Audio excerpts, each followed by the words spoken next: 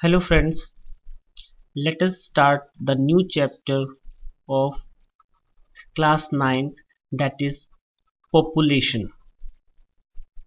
Population, and also known as the human resource. Population itself, human resource, as much population we have, as much human resources we have. Is it right or wrong? So questions comes here is that the maximum population we have is good or not. You can see here that how much populations are there. Actually, the population we have, but the population must be skilled. If a population is skilled, then that population is not a dependent population. On the other hand, that population helps for the development of a country. And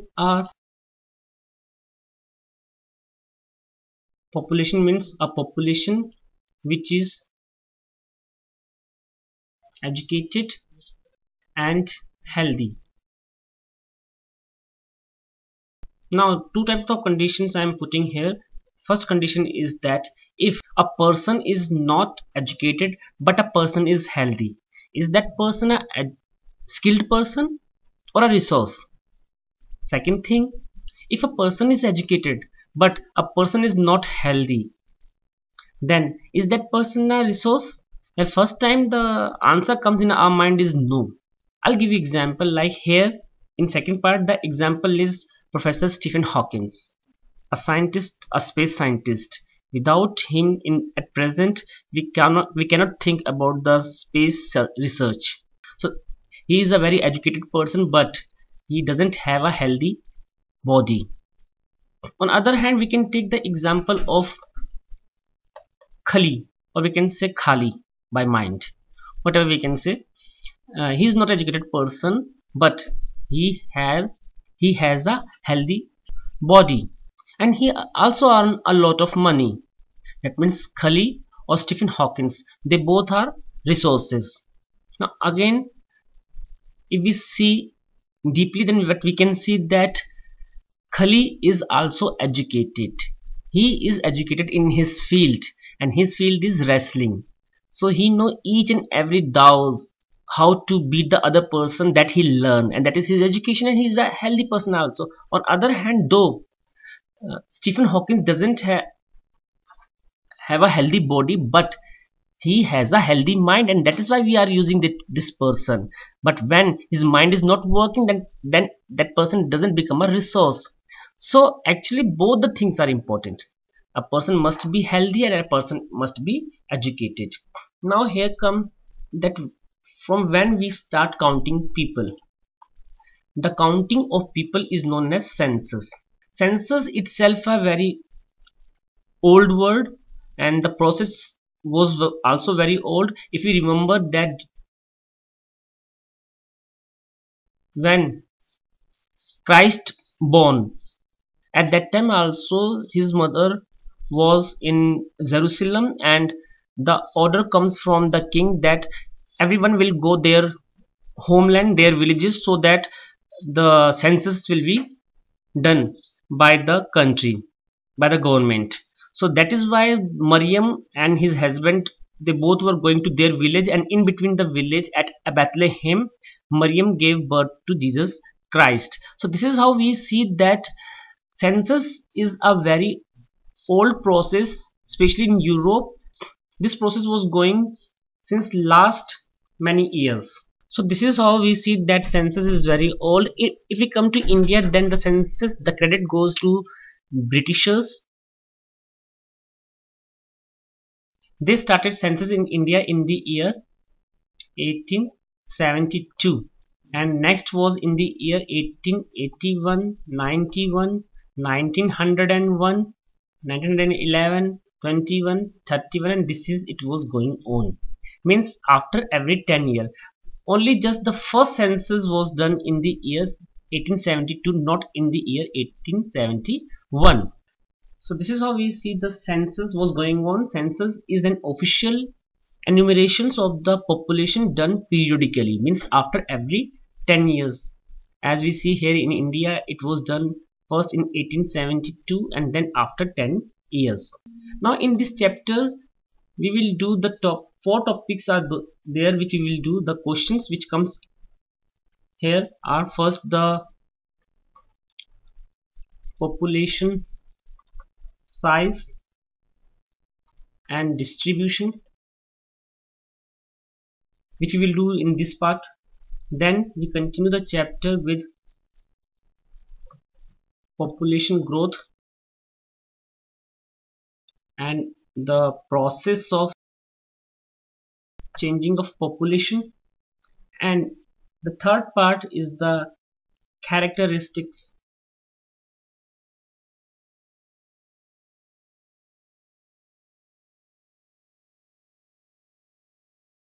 or the quality of the population through the population composition. So let's start the first part, that is the population size and distribution.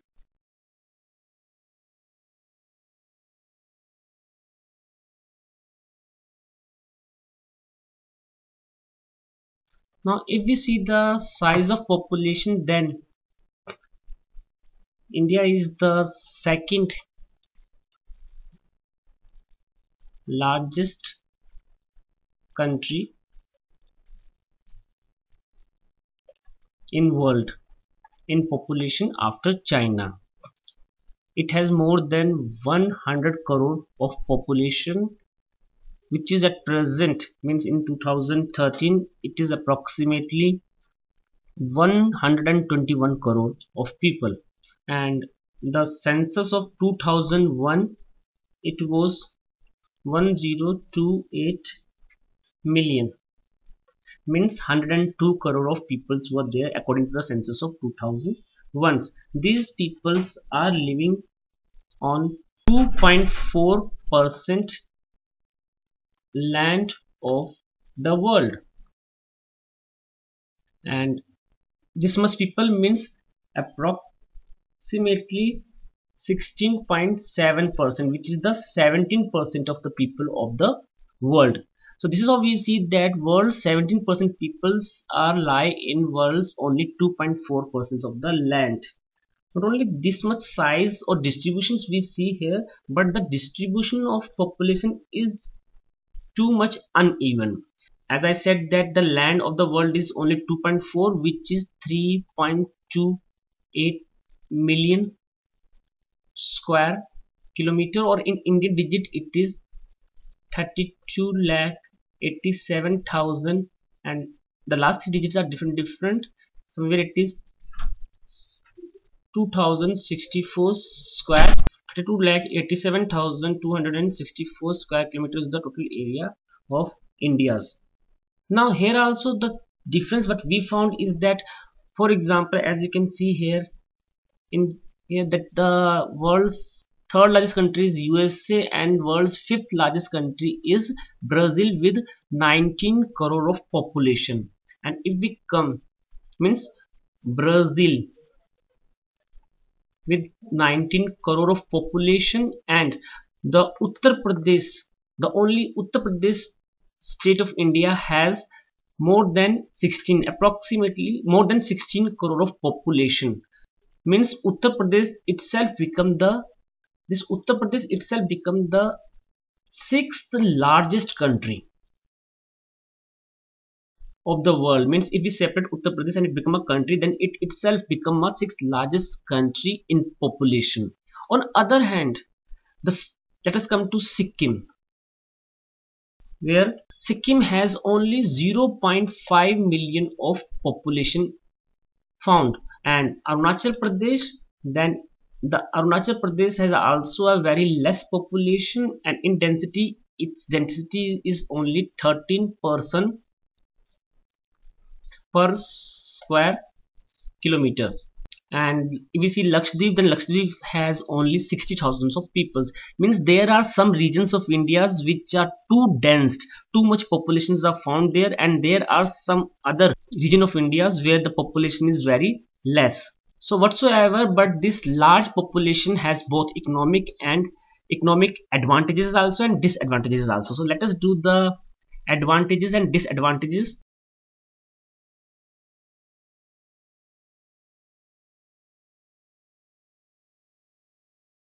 Obviously, in advantages,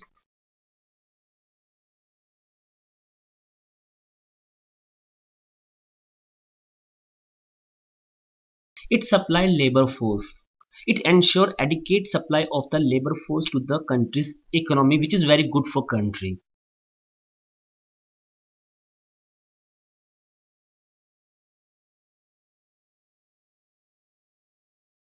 Not only adequate labor, but all kind and all type of skills of labor were found in the country, which is very good for country's population. And the most important thing is that market. More population means more market. More market means more production. More production means more growth of the country's economy. So this is how the major things are the labor and market, which are the advantages of population, a large population. On other hand, there are obviously some disadvantages also.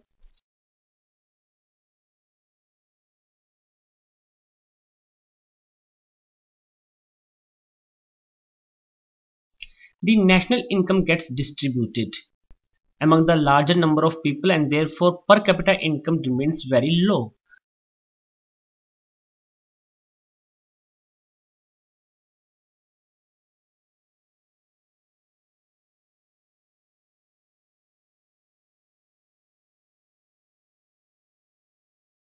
A large part of the national income gets spent on the consumptions only, and this reduces the size of saving, and thus the less capital remains available for the investment in the country.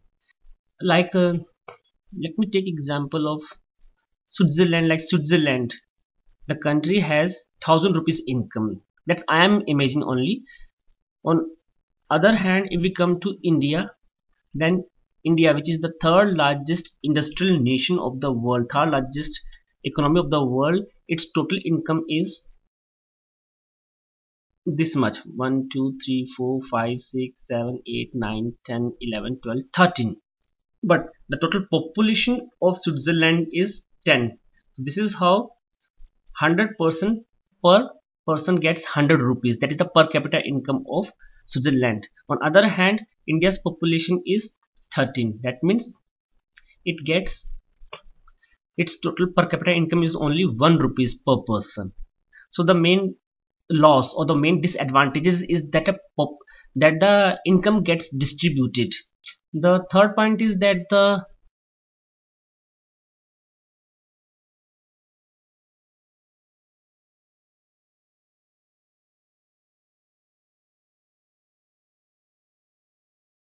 rising population result in a rise in the pressure on the land, and this adversely affect the productivity of the agriculture in the country. So this is how we see that rising population makes increasing demands on infrastructure, also both the social and the economic. So in short, we can say that the large part of the national effort goes to maintain the present standard of living. If the population is less, then the distributions of the money will be high, means the per capita income is high, and if the population is high, then the per capita income is low. So it is best if the population is either less, and if the population is more, then it must be skilled, means there would not be any dependent population. Now if we see India's population density, then the density of the population of India is also very uneven. Actually, density means, for example, like this is the total land area, and here we see that 1 kilometer, 1 kilometer, 1 kilometer, and 1 kilometer. That how much persons are living in 1 square kilometer of a land, means how much pressure of the populations comes on a 1 square kilometer of land. For example, here in this country, the total land 1 2 3 4 5 6 7 8 9 10 11 12, means the country has a 12 square kilometer land area. But and on other hand, the population of the country is also 12, means population density become 12 divided by 12 is equal to 1 person per square kilometer. But that doesn't mean that one persons are living in each square kilometer. Among these 12, 1 2 3 4 people are living here, 5 6 7 8 9 10 and 11 and 12 people are living here, and there are no people who are living here because it's either a desert, either a forest area, barren area, or mountain area, whatever. But whole over we see that the pressure on the land comes in this country is 1 person 1 square kilometer. And this is how, if we see the density of the country India, here also we see a lot of diversity. As I said, density means total population divided by the total area in square kilometer. And if we do this thing state wise, then this is what the density of India's come. Basically this comes like this: first low density, moderate density, and the third one is the high density states of India. Here you can see, if the high densities, then the states comes in it are Uttar Pradesh, Bihar, West Bengal, and Kerala. If we come to the, I'm doing it red color, moderate density, then the moderate density means density which is not very high. Here you can see these areas are northeastern Assam.